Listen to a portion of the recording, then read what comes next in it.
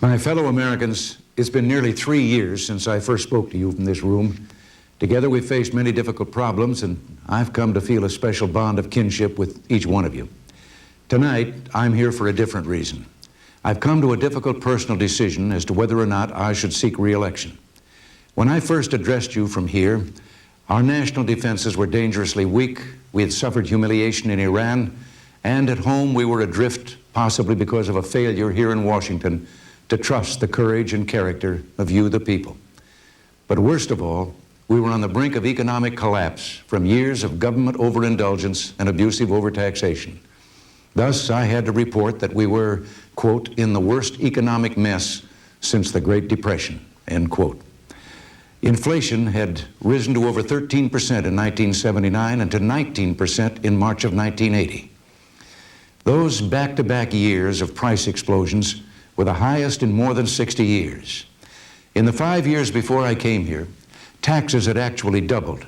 Your cost of living pay raises just bumped you into higher tax brackets. Interest rates over 21%, the highest in 120 years. Productivity down 2 consecutive years. Industrial production down, actual wages and earnings down. The only things going up were prices, unemployment, taxes, and the size of government. While you tightened your belt, the federal government tightened its grip. Well, things have changed. This past year, inflation dropped down to 3.2%. Interest rates cut nearly in half. Retail sales are surging. Homes are being built and sold. Auto assembly lines are opening up.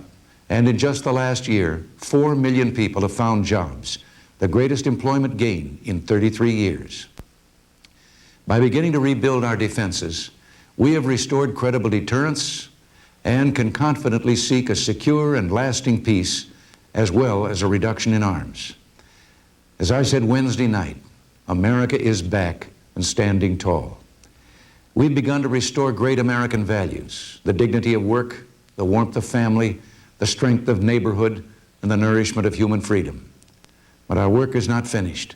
We have more to do in creating jobs, achieving control over government spending, returning more autonomy to the states, keeping peace in a more settled world, and seeing if we can't find room in our schools for God. At my inaugural, I quoted words that had been spoken over 200 years ago by Dr. Joseph Warren, President of the Massachusetts Congress. On you depend the fortunes of America, he told his fellow Americans. You are to decide the important question on which rests the happiness and liberty of millions yet unborn. And he added, act worthy of yourselves. Over these last 3 years, Nancy and I have been sustained by the way you, the real heroes of American democracy, have met Dr. Warren's challenge. You were magnificent as we pulled the nation through the long night of our national calamity. You have indeed acted worthy of yourselves. Your high standards make us remember the central question of public service. Why are we here? Well, we're here to see that government continues to serve you, not the other way around. We're here to lift the weak and to build the peace.